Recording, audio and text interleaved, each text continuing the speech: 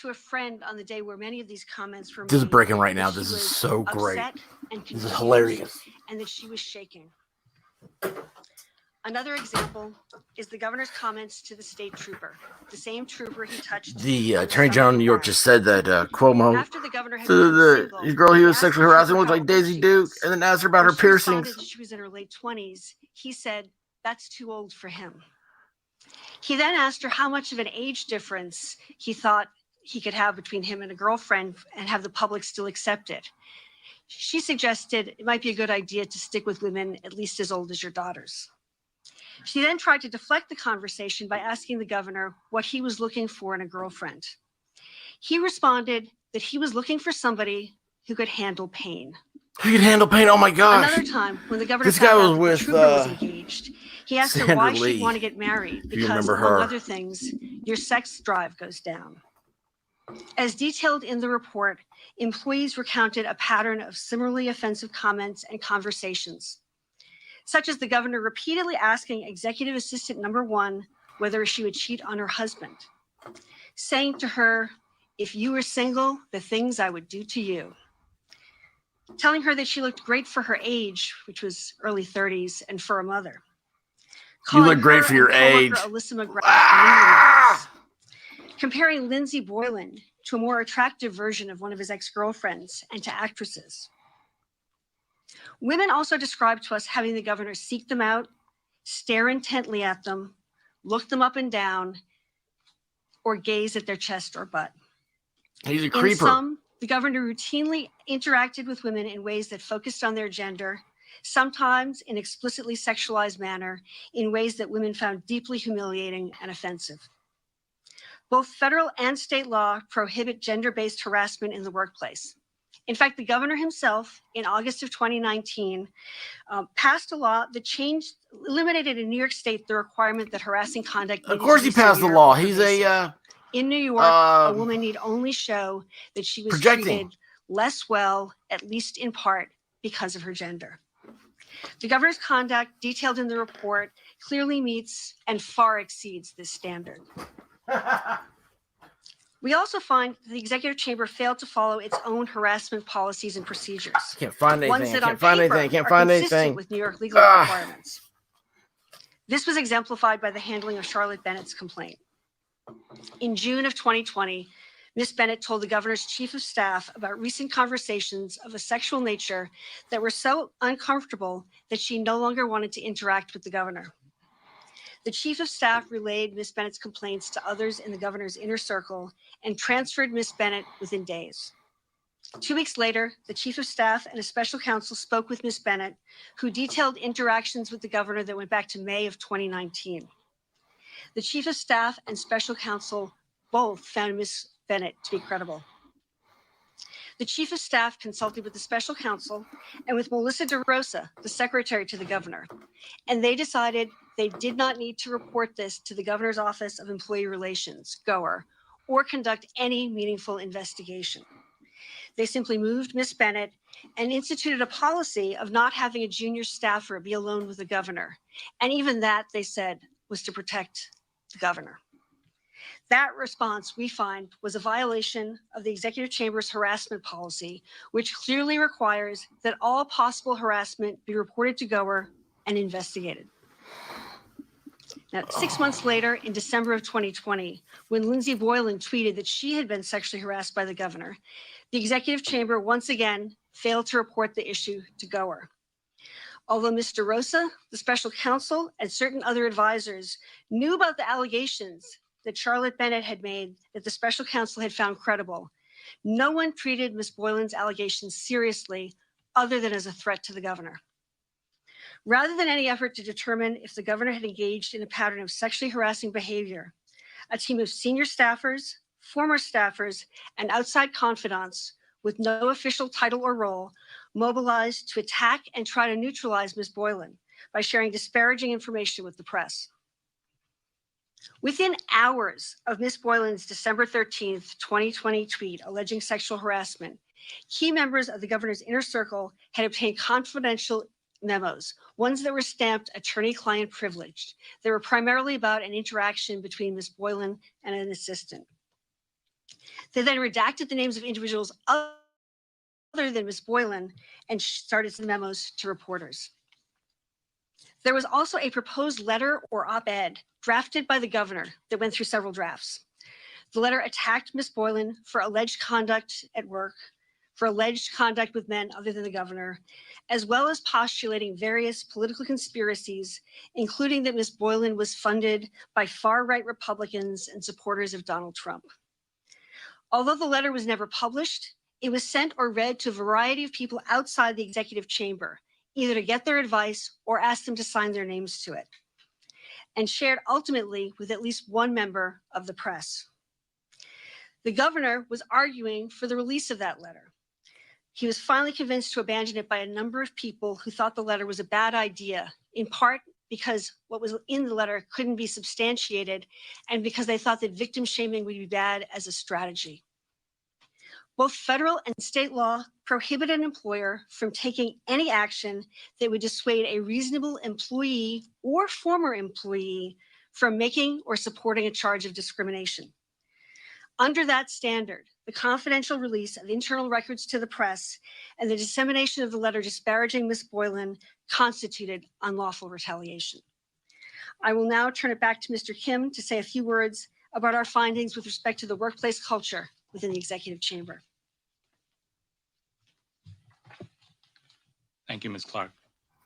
Workplace culture. In our report, Oh my we gosh. find that the culture within the executive chamber contributed to the conditions that allowed the governor's sexually harassing conduct to occur and to persist.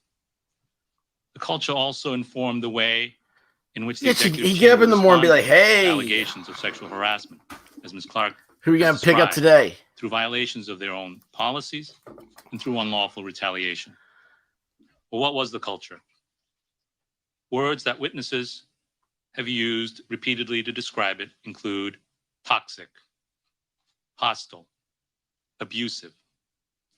Others use words like fear, intimidation, bullying, vindictive. As one senior staffer stated bluntly, as the sexual harassment allegations became public in March of this year in text exchanges with another in the in the administration, I quote, "Hopefully, when this is all done, people will realize the culture, even outside of the sexual harassment stuff, is not something you can get away with. You can't berate and terrify people 24/7, close quote. It was a culture where you could not say no to the governor. And if you upset him or his senior staff, you would be written off, cast aside, or worse. But at the same time, the witnesses described Gotta a pay to culture play. that normalized and overlooked everyday flirtations, physical intimacy, and inappropriate comments by the governor. Oh, wow. One senior staffer testified that at a work event, she sat on the governor's lap. Oh! Another staffer said she recalled kissing the governor on the lips. Now, governor was Sandra testified Lee, she had... those things may have happened with senior staffers. They didn't get married. They were like live-in partners. One complainant described her interactions with the governor So pretty much, by you know... saying they well, were, let's quote, just say common law. strange and uncomfortable. But it was like the Twilight She had Zone. breast cancer. The typical rules did not apply. So is she You going should just through like view her it as a chemo compliment treatments and the having governor the staffer finds you sit on his lap? Aesthetically pleasing enough. Oh, gosh. The coexistence in the executive chamber, the executive chamber's culture of fear and flirtation, intimidation and intimacy, abuse and affection, created a work environment ripe for harassment. As another complainant testified, and I quote, Oh, man. "What makes it so hard to describe every single inappropriate incident is the culture of the place. On the one The hand, culture of the place. he makes all this He turned into a inappropriate fraternity. and creepy behavior normal. It's the and Delta like you House. should not complain.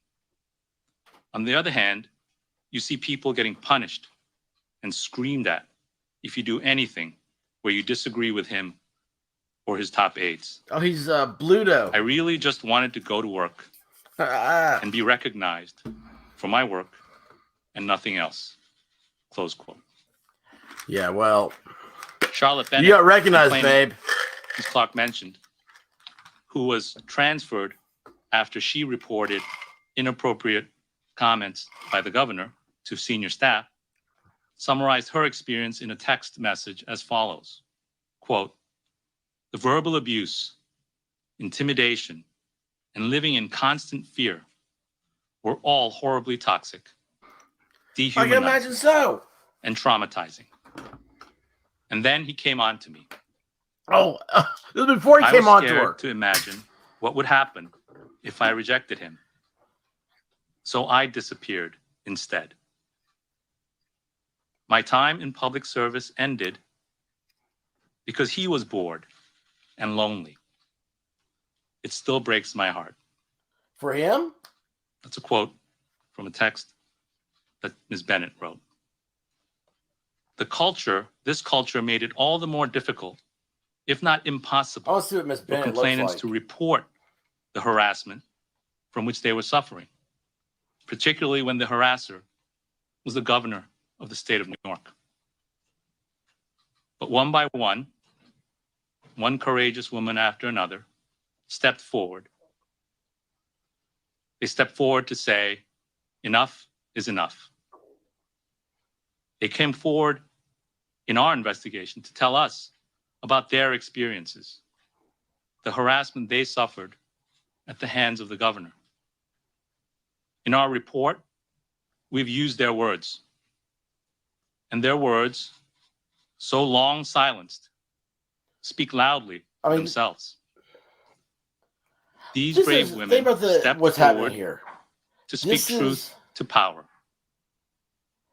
And in doing so, I mean, this guy sounds expressed faith hurt. in the belief like he feels for the victims. He really does. that although the governor may be powerful, the truth is even more so. This is what lies at the heart of our investigation and the findings in our report. Oh, wow.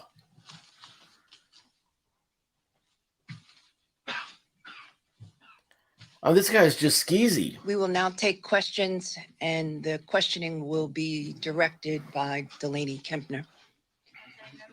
Hold on. Please say your name and your outlet. Marcia Kramer from CBS. I wondered if you could tell me if the governor will be facing any, I know this is a civil investigation, but were you making any referrals to prosecutors so that he could face either state or federal charges?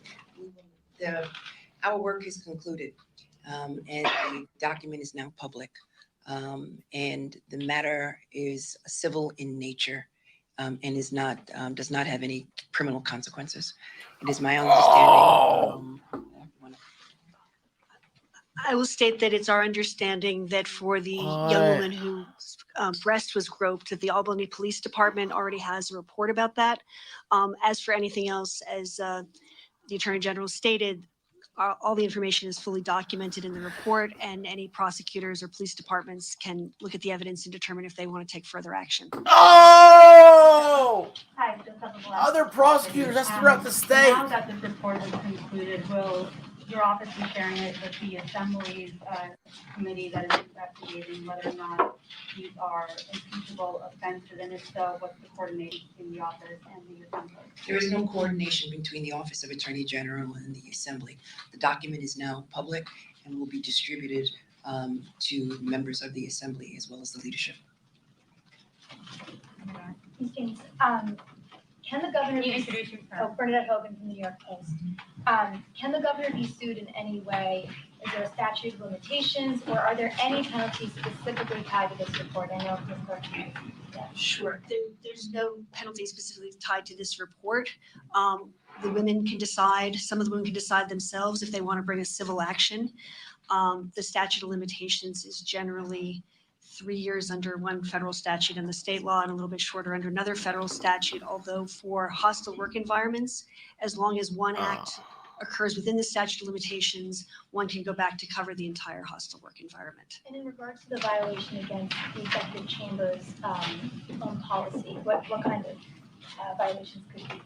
That might, I can't think of a specific law that would violate, but that certainly is taken into account in determining liability for sexual harassment. Oh, wow. Data, Channel 7. Ms. James, can I ask you, do you think the governor, given the devastating nature of this report, and I get what you're saying about it's up to local prosecutors. if they So want to move the attorney forward on general, this. I don't know how it Do you is in think New York, this would all but be like wrapped up well where I'm here in in shorter Tennessee, time? our attorney general does not And prosecute ultimately, it's up to the usually. governor of the state of New York. The report speaks That for itself. is reserved for the And right now, I think we should all judicial focus on the districts of Tennessee. courageous And maybe how bravery of New York women is, who where they're came talking forward. about, And all there we will should be criminal focus stuff on coming to out of make their women safe, office. believing women, and allowing women to speak their truth. And that's exactly. No, you can't do their truth. Their truth is a lie. That is a statement of lies. Andrew Seth from WNBC. You mentioned in your opening remarks today defending the credentials of your investigators today.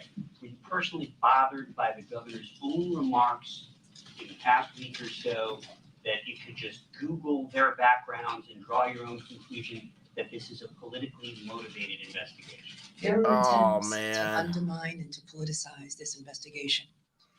And there were attacks on me as well as members of the team, which I find offensive. And our focus, again, should be on the bravery and the courage of these 11 women and of the others who came forward. These allegations were substantiated. They were corroborated.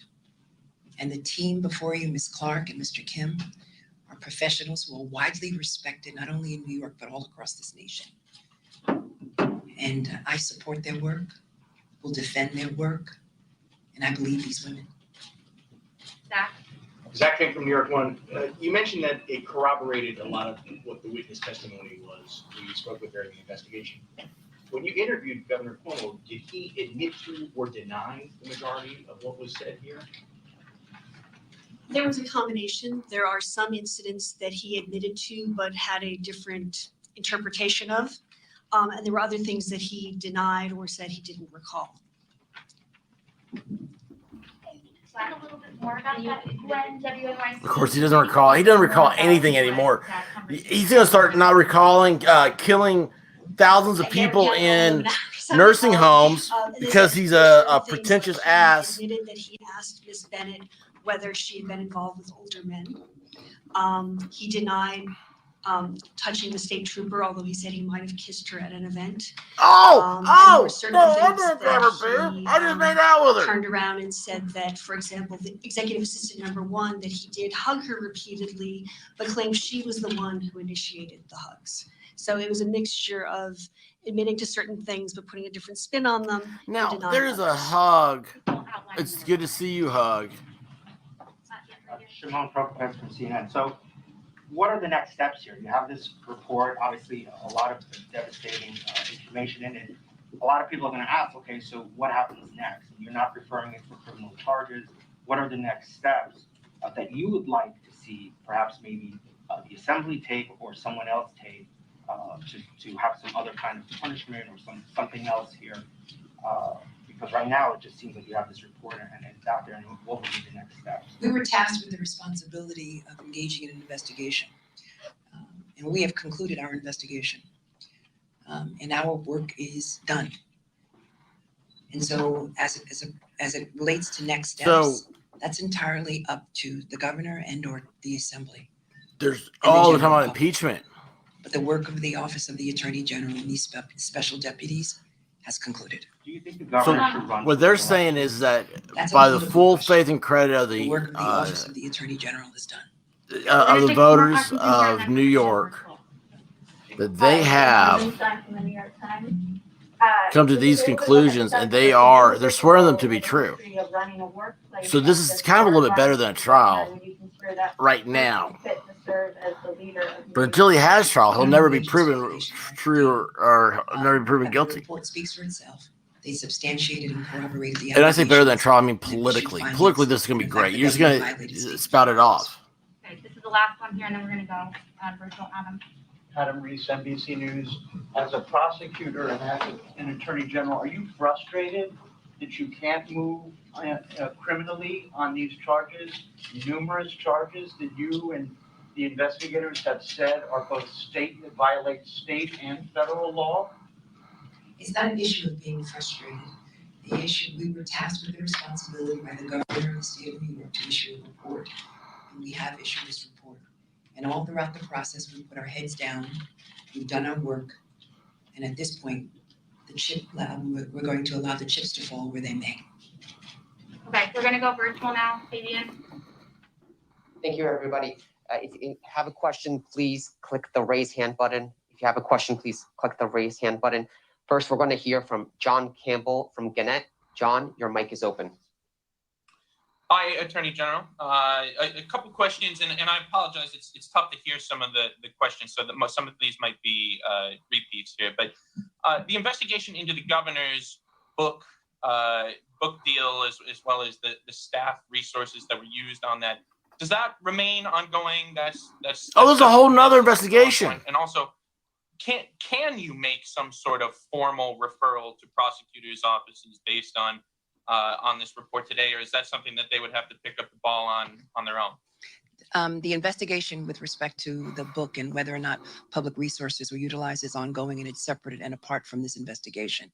And with regards to criminal jurisdiction usually is conveyed upon the Office of Attorney General. Usually we get a request under the executive law. And at this point in time, our work is concluded, and we will not be engaging in any criminal investigation with respect to the conduct of the governor of the state of New York. Our second question is from Josh Dothy from Washington Post. Josh, your line is open.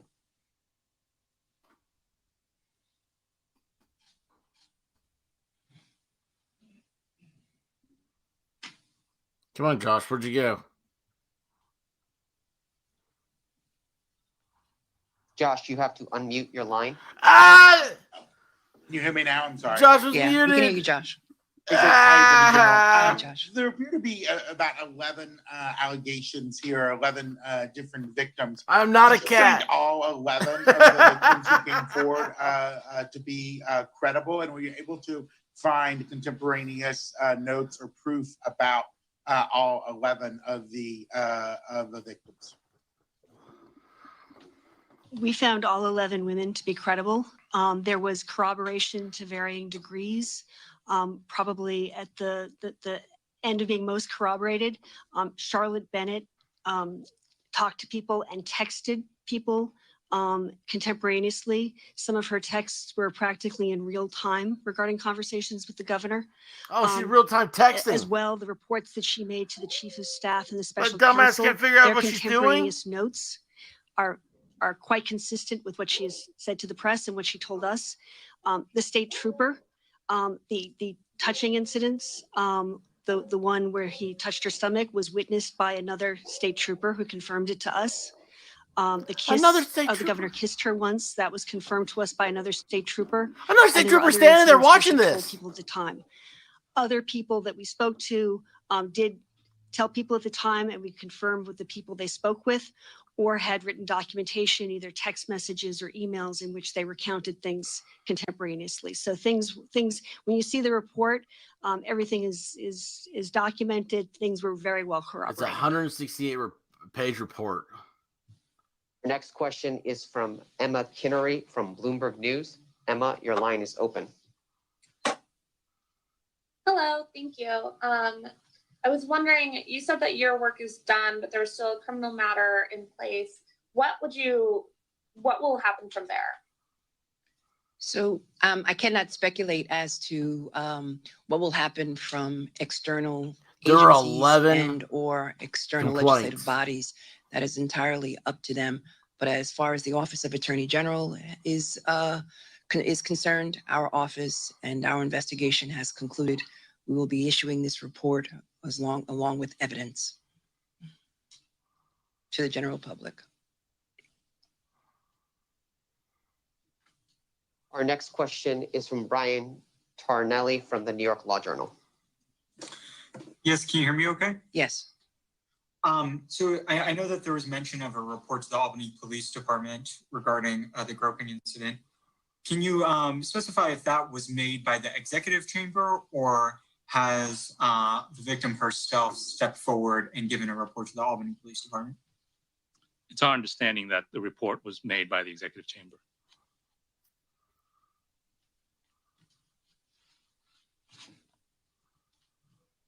Our last question is from Rebecca Lewis from City and State. Rebecca, your line is open. Hi, Attorney General. I just wanted to ask, with this report out now, you said that you're not going to speculate on whether the governor is fit to serve or if he should run again. Oh, What she's do you gonna want defend the him? public to take away from this report? Oh, you're asking a politically charged question. That these 11 women were in a hostile and toxic work environment, The report speaks And for that we itself, should is what she believe should women. say. and that what we have an obligation and a duty to do is to protect women in their workplace.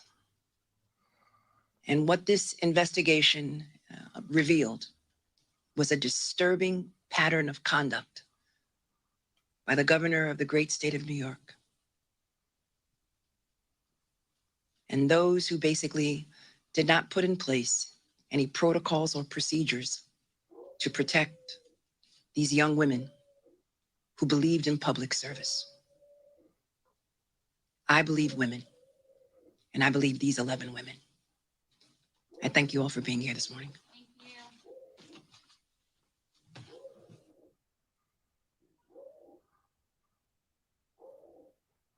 Was that it? Are we done?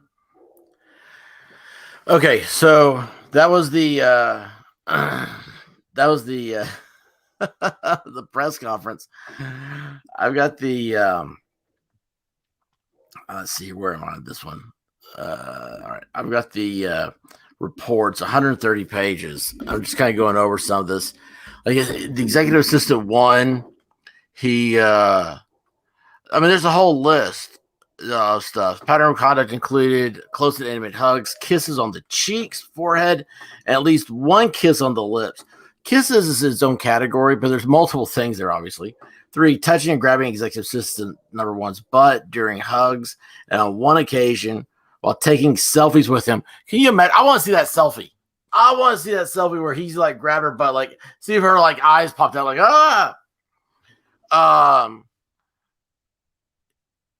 let's see here. Number 4, comments and jokes by the governor, executive assistant 1's personal life and relationships, including calling her and another assistant mingle mamas, inquiring multiple times about whether she had cheated or would cheat on her husband, and asking her to help find him a girlfriend. I mean, dude, you're sitting in the governor's mansion or the governor's office, whatever you are. You're talking to this broad and you're saying, will you help me find a girlfriend? That's what you're worried about. I mean, you're freaking governor of the state.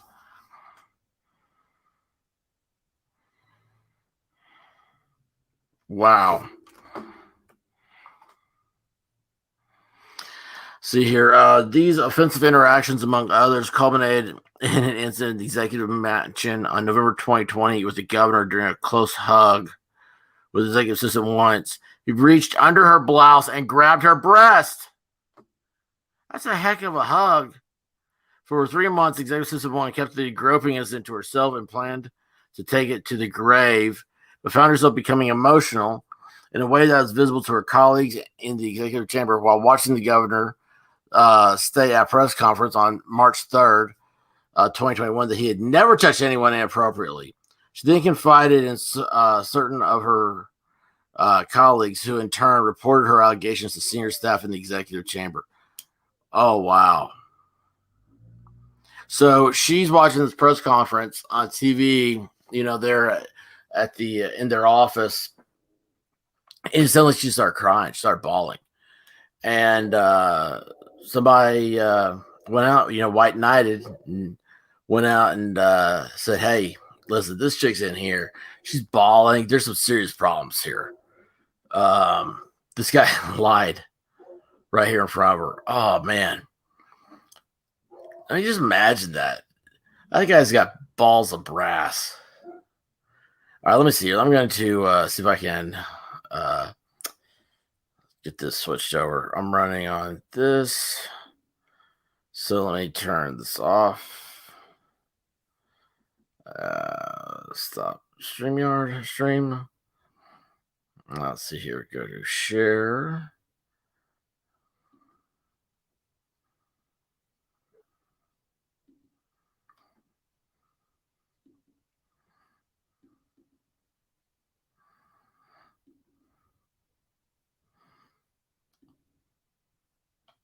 All right, that's it.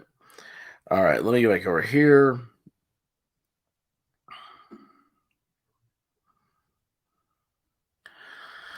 So then state trooper he went after this chick. I read this one. She was on a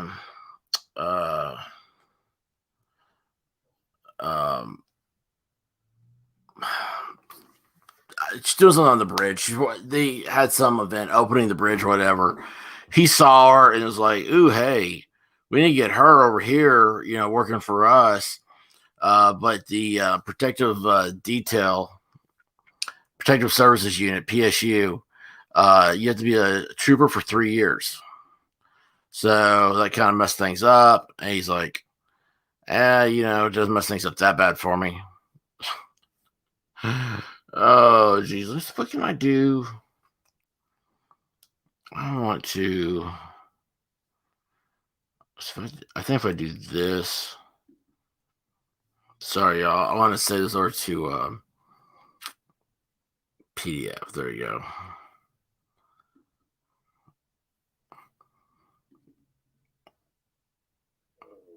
Yeah, now let's see here.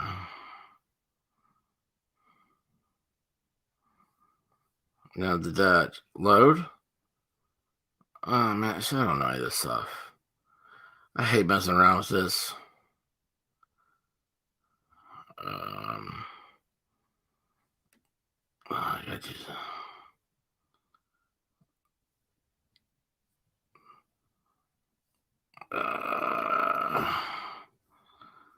there's that.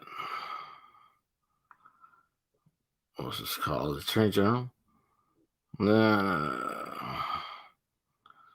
Blah, blah, blah, blah, blah. All right. Well, you know what? I just don't have it. We're just going to do it this way. Do it the old-fashioned way. All right. Let's see here. And after Trooper 1 joined the PSU, the governor sexually harassed her on a number of occasions by running his hands across her stomach from her belly button to her right hip. I was like, how do you do this? I don't know. While she held a door open for him at an event, you know, this guy was talked about running for president in a couple of years. Running his finger down her back and from the top of her neck down to her spine, the middle of her back, saying, "Hey, you." Oh my gosh, dude! Like he just, you know, he's got that accent, right? It just like, can you imagine just rubbing his finger up and down her back? Hey, you. Gosh, and you look like you're a chain smoker. I mean, I just imagine him smelling like cheap cologne and cigarettes. Barbasol. Let's see here. Hey, you. Why can't I get that to highlight? Hey, you.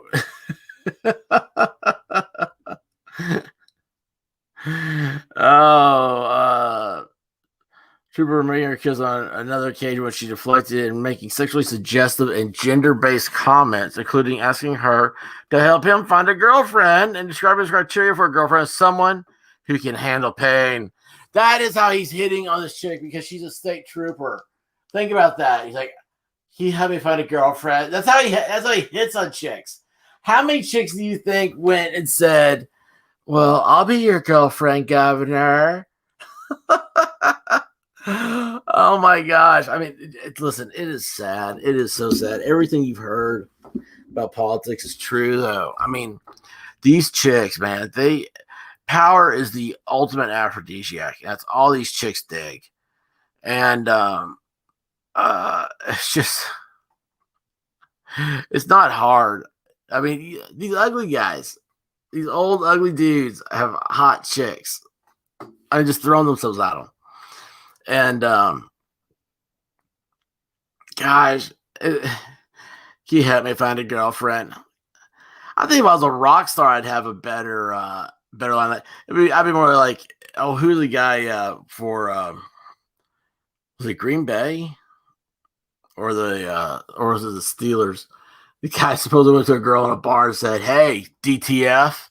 That's a much better line. Oh, geez. Let's see here.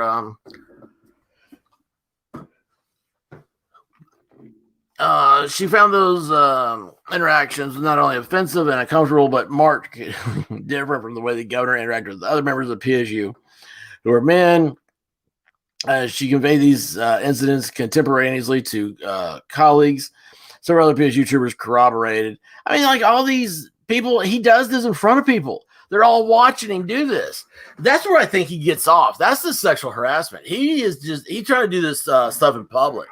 He wants to be seen. He's like, you know what? He's like Joe Biden. Joe Biden goes out and he skinny dips every day.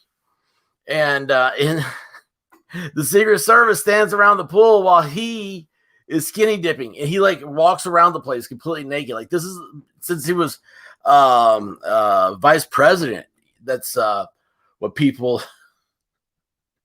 That's what the reports were coming out from the Secret Service. People were like, "Please don't put us on detail." They're taking women off the detail because they felt so uncomfortable. Let's see here. Who is Charlotte Bennett? Oh, hey, we should probably look her up. Look her up on a different one over here. Let's see here. This.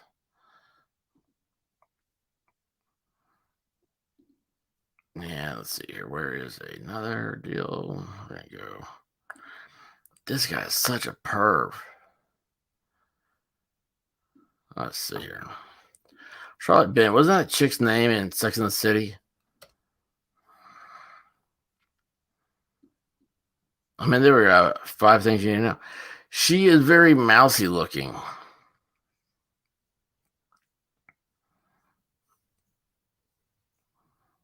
Let's see here. Let's see what Heavy has. Let me switch over that.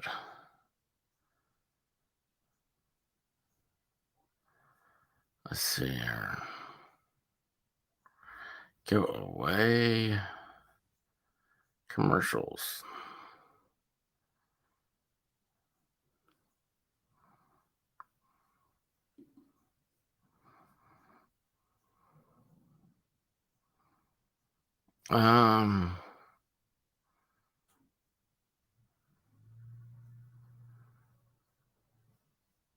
So Cuomo was, I didn't know he was married to Carrie Kennedy. That is Robert F. Kennedy's kid. That's news to me. And then his relationship, it says here, with Sandra Lee ended in 2019. And then he released the Corona. The Corona Kraken. Mail's here. So give you a little idea what's happening. So I've taken over a bedroom and turned it into a studio. And I can look out the window, which is nice. But you know what I really would like? I'd like blinds I could just tell, one of the multiple digital assistants in my life to open the blinds, close the blinds. That would be awesome. I don't want to do it. Hang on, I'm going to stand and open the blind.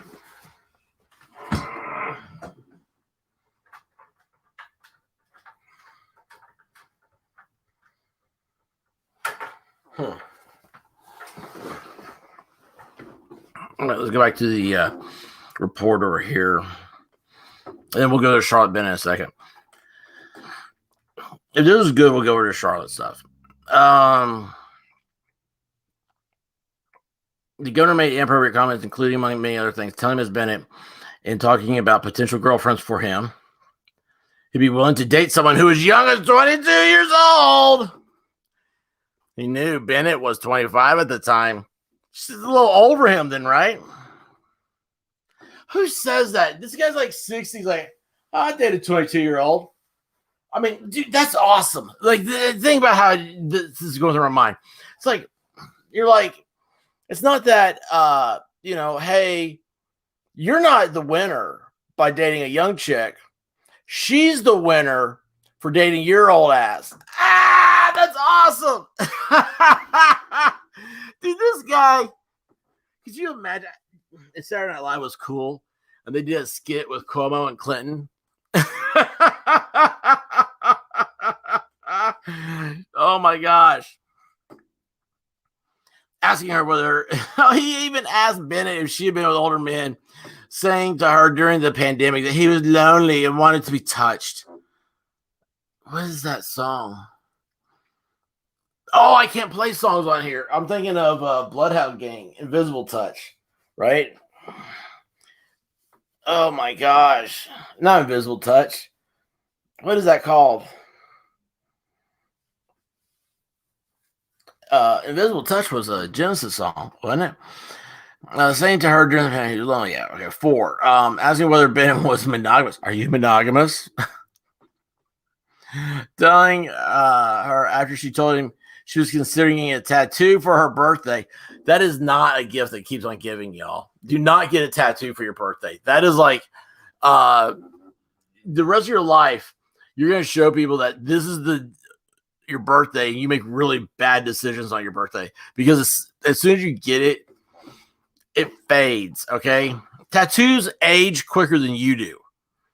And they still like if you got a tattoo 10 years ago, that tattoo will look 20 years ago, and you get judged based on the tattoo. So you'll look 20 years older, and you're only 10 years older. She is going to get a tattoo for her birthday, and if she decided to get a tattoo, she would get it on her butt where it cannot be seen. Oh my gosh.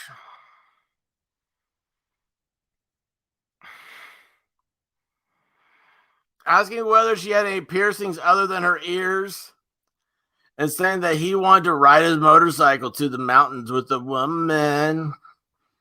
Like, but he has a whole motorcade. You know he doesn't go by himself. God, could you imagine him riding a motorcycle?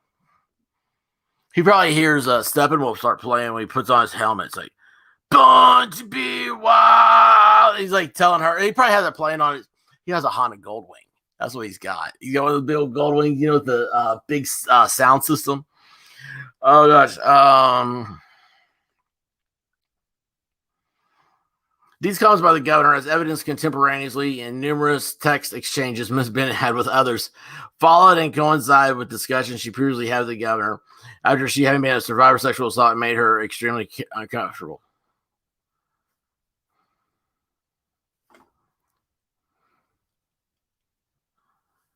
So she is a survivor of sexual assault, and he talked to her about it to the point where it made her uncomfortable. They're so uncomfortable that following serious change, the governor in June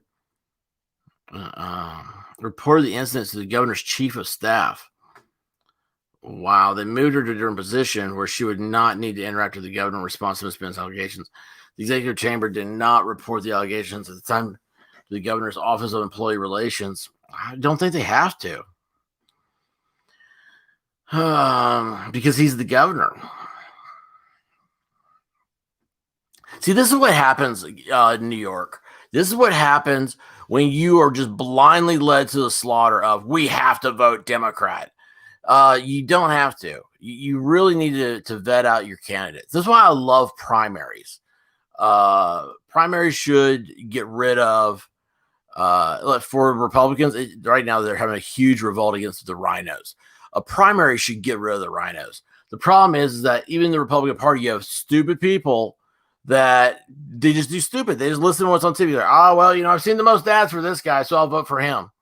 And so you get your Mitt Romneys and stuff. And I don't know when Democrats, how your primaries work, but this guy, you need somebody better than Cuomo. Didn't his brother fake Corona? Or something, you know, some scandal behind that. Like he was in his basement for 2 weeks. I don't know.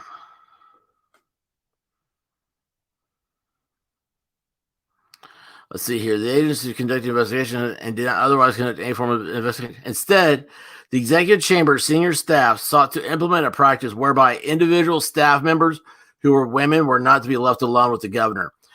Oh my goodness gracious. Okay. That should be across the board. Do you remember Mike Pence said he will not ride in a car or be in a room alone with a woman? that is, you have to protect yourself because it's both ways. Oh my gosh. Oh, you get someone like Stormy Daniels making up stuff about you. You know, or you get people like Cuomo here going after people. It's not. Sex is so weird how people have weaponized it. It's supposed to be fun, not weaponized. Virginia Limis. Oh, let's look her up.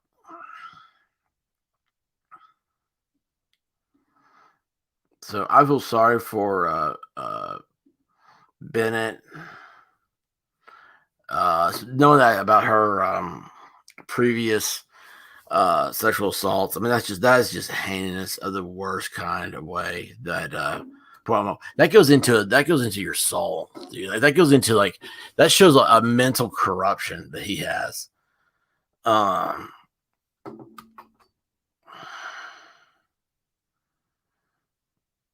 see here. Oh, she has a Facebook. Somebody has a Facebook.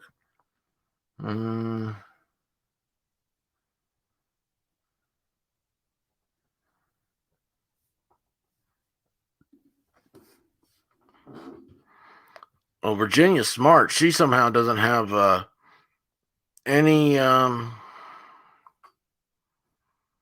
pictures of herself.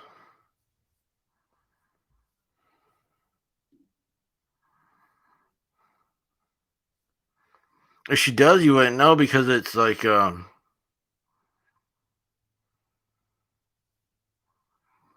your name is Virginia, the state of Virginia pops up first. So.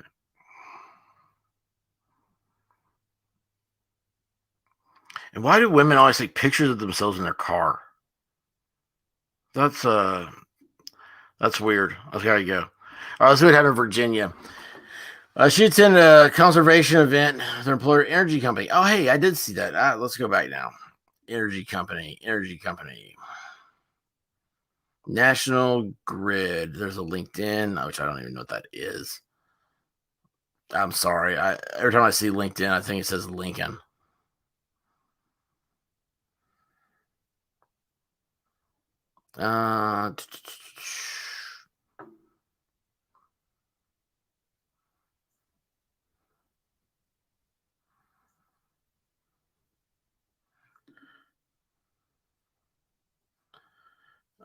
No.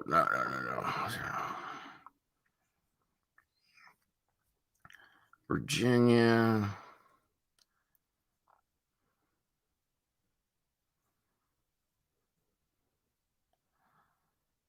Yeah, okay. So that's the same thing that's in the report. All right, I'm just going to read this report here. Virginia attended a conservation event with the energy company, which the governor spoke. After the event, she stood in a rope line to meet with the governor. While the other attendees, she wore a shirt that had the name of the energy company written across the chest. The governor reached Miss Limitus. He ran 2 fingers across her chest, pressing down each of the letters as he did so and reading out the name of the energy company. Enron. As he went. The governor then leaned in with his face close to her cheek and said, "I'm going to say, I see a spider on your shoulder," before brushing his hand in the area between her shoulder and breast below her collarbone. She was shocked and immediately informed a number of other attendees of what had happened. Ms. Lemus came forward to this investigation after she heard the governor state during the March 3, 2021 press conference. That's the same one got Bennett up there. He is lying again. He touched me inappropriately. I am compelled to come forward to tell the truth. I didn't know how to report what he did to me at the time and was burdened by shame. I don't get the shame part. I'm not coming forward now. Would make me complicit to his lie, and I won't do it. Good for you, girl. Let me get this. I mean, she's standing in line, right? I mean, so there are people around. This guy, these assholes, man. It's no, who's the serial killer? Gaines? He was on I just watched a documentary on him. He's on the Netflix show Mindhunter. Anyway, this guy, like, he'd be like, yeah, you know, like I went to a police roadblock. I had a dead girl sitting next to me and a dead girl in the back seat. I just waved at the police and just kept on going. You know, stuff like that. Like, they're just nobody. You only see what your mind wants you to see. So, you know, you hear all this stuff. It's like, how come, you know, this is happening or something like that? It's because it's your mind. It's a mental thing. It's a part of psychology. It's nothing purposeful or deceitful about it. It's just that's how we're wired. It's weird, but it's true. And this stuff is just I mean, right in front of people, he's like running his fingers across her chest like that. That's just crazy. That's just absolutely crazy. Let me check I haven't checked my stream here in a while. Oh,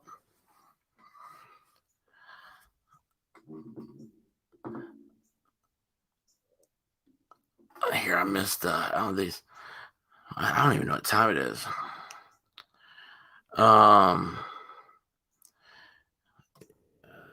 The Bill Thomas here. The hearings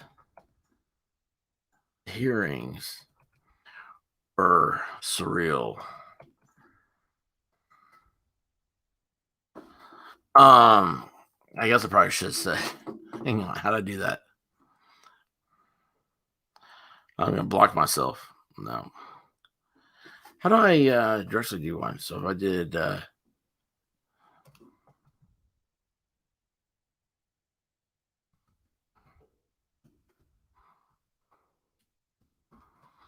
I've never seen anything.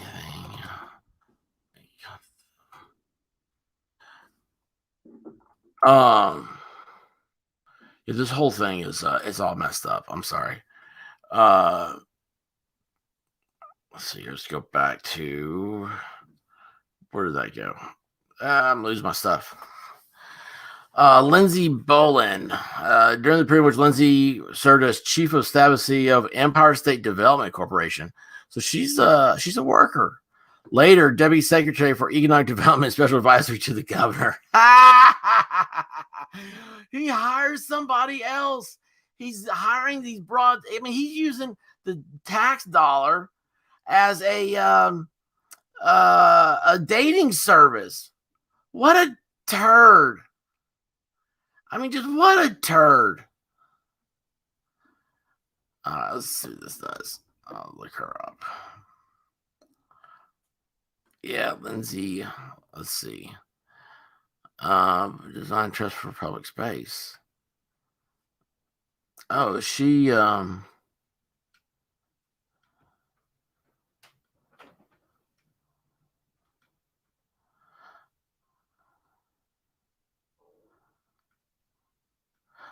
wow, she's got some. So she slammed Lindsay Bolin. Something from New York. I don't care about the Cuomos. I know what's going on up there.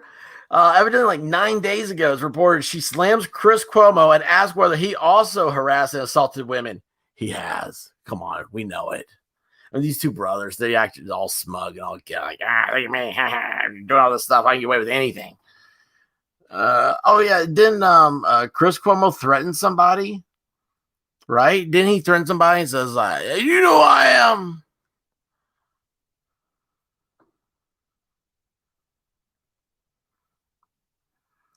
I think Lindsay, is this her? Okay, so this Lindsay Bolin chick is running for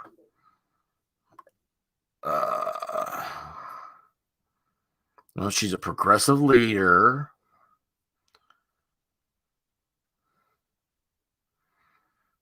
I don't know what she's running for, but she's running for something.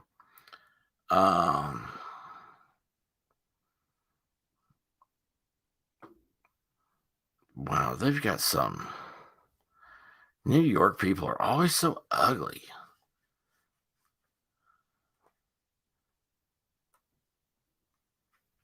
Okay, like I'm confused here. Like one of these people endorsing her, I think her name is Rabbi Abby, or it might be Rabbi, but I don't know.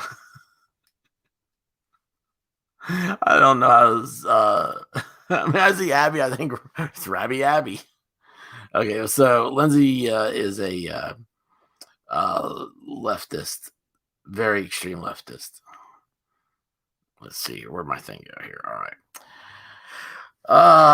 He commented on her appearance and attractiveness. She's not bad looking, but I mean, I don't know. This is still bad. She looks, at least she's a normal age. She has a kid and she's married. Let's see here. Including comparing her to a former girlfriend, describing her as attractive, paid attention to her and her, let her supervisor ASD to say the governor had a crush on her and asked her whether she needed help in dealing with the governor's conduct. He physically touched her on various parts of her body, including her waist, legs, and back. Made inappropriate comments, including saying to her once on a plane, words to the effect of, "Let's play strip poker." Hey, you. And kissed her on the cheeks and on one occasion on the lips. Dude, I'd rip his lips off. I mean, you kiss my wife, I'm going to feed your lips to you. Our investigation identified corroboration for Ms. Boland's allegations, including ones for the governor and the executive chamber denied. Following Ms. Boland's public allegation of sexual harassment against the governor in December 2020, at a time when she was running for public office, the governor and executive chamber actively engaged in an effort to discredit her, including by disseminating to the press confidential internal documents that paint her as in a negative light and circulating among a group of current and former executive chamber employees, although not ultimately publishing a proposed op-ed letter disparaging Ms. Boland that the governor personally participated in drafting. Dude, how are they running the state of New York? You have the second highest population in the country.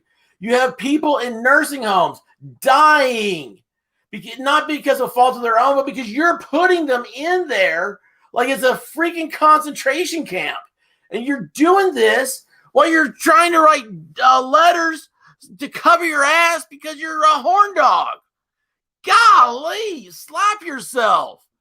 You belong in jail, man. You don't need to be around people. You don't need to be around daughters, all right? You need to, there is no, you can't find God, I don't think. You're so just disgusting. Gosh. I mean, man, what was that other guy, who was the attorney general? He was there with Cuomo, wasn't he? Paying those hookers? Elliot Spitzer, something like that. That guy sucked too. He liked to be pegged with a spiked whip or something. Let's talk about her. Let's see here. Caitlin. We don't know who Caitlin is. Oh, actually, hang on here. I'm past a couple of these. I was upset. Elizabeth Graff. And an interaction with another executive assistant. Listen, I mean, do you know how tiring this is to read all this? Regularly asking him about her personal life, including her marital status and divorce. Asking whether Miss McCrath would tell an executive assistant if she were to cheat on her husband, and whether Miss McCrath herself planned to mingle with men on the two women's upcoming trip to Florida. And then calling two women mingle mamas. What's a mingle mama? I got a friend I got asked that too. Oh, jeez. Let's see here. No, that's the next one. Sorry, I got ahead of myself. Staring down her loose shirt and then commenting on her necklace, which was inside her shirt. When Miss McCrath looked up.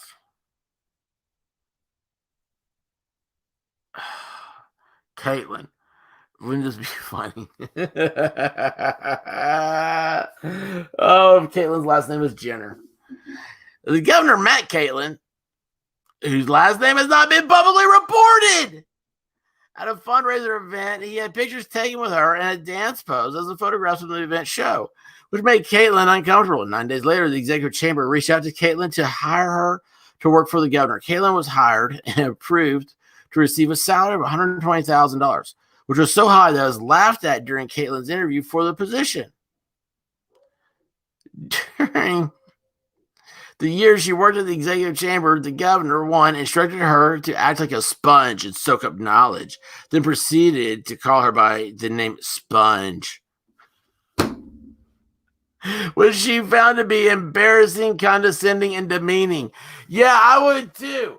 You think Sponge, there's an old Seinfeld episode about the contraceptive sponge, or you think SpongeBob SquarePants. Sponge is not an attractive name to call somebody that you're doing dance poses with. This guy's such a jabroni. Oh, he's such a jabroni.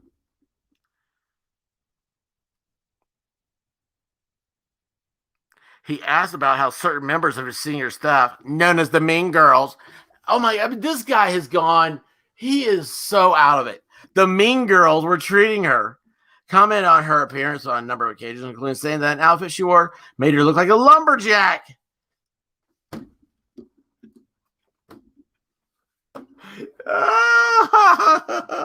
You look like a lumberjack. That's what every girl wants to hear. Every girl wants to be called a lumberjack. And then he followed up and said he ain't jacked his lumber, baby, since his chainsaw you. Thank you, Jesse James Dupree. And commenting to her not being ready for work if she was not wearing makeup and was not dressed nicely. Oh, God, can you imagine if you're not going to wear makeup? The makeup thing's the kicker. The makeup's the kicker.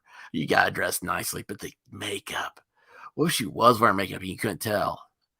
Or what if, gosh, man, let's talk. As dudes, you might miss that. You might forget about makeup. That's the worst part about being transsexual, right? You switch a gender switcher. Is that if you're a dude, as a girl, you're just going to forget stuff like makeup. You know that. Caitlin's colleagues at the state agency she moved to after she left the executive chamber witnessed and corroborated the impact that her experiences in the executive chamber had on her, including becoming visibly distressed whenever she had to return to the executive chamber's offices for work. Anna Liss. During that time, Anna Liss worked as an aide from 2013 2015. Do you realize how long this has been going on? Who's let this go on for so long? That's who really should be in trouble here. I address her almost exclusively as sweet. Oh, no, not I. That's one. Sorry. I address her almost exclusively as sweetheart or darling. This guy had to get reelected by this between this then and now. On occasion, kissed her on the cheeks and hand, touched and held her hands, and slid his hand around her lower waist. Commented on how she looked lovely, and asked whether she had a boyfriend. Miss Least noted that these interactions were, in her view, inappropriate. In her view, they're inappropriate. They're inappropriate to everyone, sweetheart. Oh, I just called you his nickname. I'm sorry. It was a sweetheart. I'm sorry. But I'm just a jabroni that's not even on a real radio show pretending like I am. Asked whether she had a boyfriend. Ms. Least noted that these interactions were, in her view, inappropriate. She did not complain about or raise these incidents while employing the executive chamber because she found, for whatever reason, in his office, the rules were different. It was just, you should view it as a compliment if the governor finds you aesthetically pleasing enough. You should find it as a compliment. This guy, dude, he has his moments. This is hilarious.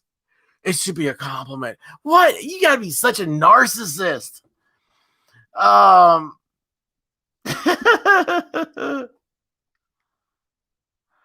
Secondly, pleasing enough, he finds you interesting enough to ask. Oh my gosh, I gotta read this whole thing. It was just, for whatever reason, in his office, the rules were different. It was just, you should view it as a compliment if the governor finds you aesthetically pleasing enough, if he finds you interesting enough to ask questions like that. And so, even though it was strange and uncomfortable and technically not permissible in a typical workplace environment, it was in this mindset that it was the Twilight Zone, and the typical rules didn't apply. Wow. Wow. I'll tell you what, I hate to say it, but she kind of talked about that whole culture of corruption in politics. I've seen this stuff. Yeah, that's true. And here's the thing, is the chicks a lot of times are the worst. I've seen most of the time I'd say it was the chicks. Because the guys in politics are the nerds you used to pick on in high school. State entity employee number 2. Gosh, could you imagine being called that? I am state entity employee number 2. A then director at New York State's Department of Health, who's also a doctor. This is a doctor, participated in a press conference with the governor. Oh, well, she's on there. During which she performed a live COVID-19 nasal swab. I've almost read that as anal swab. Oh, my God. That's the governor. They're preparing for the press conference outside the presence of the press. The governor requested that state entity employee number 2, that would be doctor state entity employee number 2, not put the swab up the nose so deep that you hit my brain. She replied, should be gentle but accurate. Oh, I hate that. I hate that. And conducting a swab test. You know what? Hey, I'll be gentle but accurate. Okay, look, sweetie, no one's saying don't be accurate. What I'm saying is that I'm a politician and I'm going to be on TV. You have to understand that, right? You can come back and give another real test. Now, all this is in a real world. This is in a separate situation that I'm creating here. But, I mean, who knows what he did to her beforehand, right? I mean, gosh. We're conducting the swab test, which the governor responded, gentle but accurate. I've heard that before. Oh, that's what she said. I'm going to start saying that behind everything. State employee number 2 felt that the governor intended to convey a joke of an implied sexual nature. Who is this chick? Like, this is so stoic. He tried to convey a joke of an implied sexual nature. This is Lilith Crane. State employee number 2 is Lilith Crane. Found the governor's comments offensive, that they would not have been made to an accomplished physician who was a man. This is not sexual harassment, okay, right here. I'm sorry. This is, you're just trying to get through what's looking to be a horrible time. If you're a normal person, this guy, yeah, it's sexual harassment. But a normal person talking to a doctor like this, it said it would not have been an accomplished physician. It was a man. Yeah, well, no joke, because this guy ain't gay. Obviously, he's hitting on chicks. Like the other chick said, you ought to consider it a compliment. That's horrible. I don't mean anything like that. But I just imagine this being a real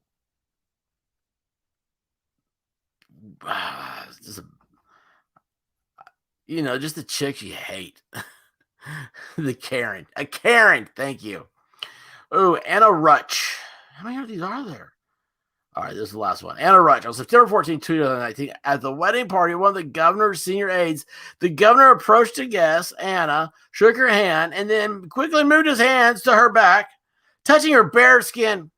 Damn it, she had a cutout dress. She was asking for it. Jeez. What a cut on her dress. Mr. Rutch. Oh, Miss Rutch. Feeling uncomfortable, grabbed the governor's wrist and removed it from her back. At that point, the governor remarked, "Wow, you're aggressive." Afterwards, the governor cupped her face with his hands and said, "Can I kiss you?" Without waiting for a response, and Miss Rutch tried to move and turned her face away. The governor kissed her left cheek. Pictures taken by Miss Rutch's friend captured the governor's kiss and her uncomfortable reaction. Boy, her friend. Oh, example 6, see photographs. Oh, please tell me there's photographs in this. Governor's testimony. I'm sure it says, I didn't do it. I don't remember, and I didn't do it. Let's see if there's photographs, though. And then we'll get out of here, okay? By the way, if anybody's listening or gets this far into it, please give me a like and a subscribe. I really would appreciate that. You've been this far. I feel like we're We're friends. We were close friends at this point. Let's see here. Oh, come on. This gotta go faster, man. Where would the examples are always in the back? Employer liability, yeah, okay, all about the laws.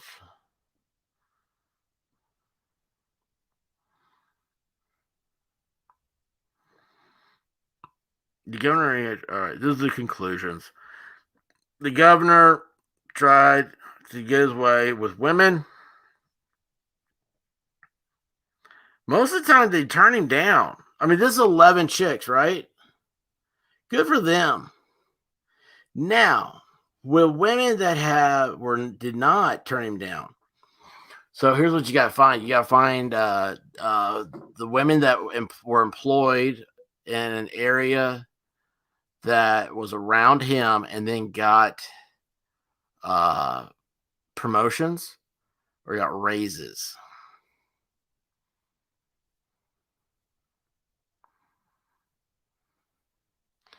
There's no pictures in here.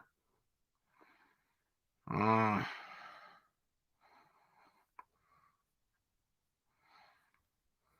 right. Well, this guy's a scumbag. We all knew that. I mean, just look at him, right? Look at his brother. What did Rush Limbaugh used to call him? Michael Corleone. No, not Michael. What was the brother in Godfather?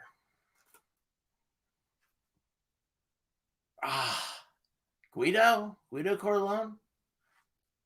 I think that's it. He's not Mo Green.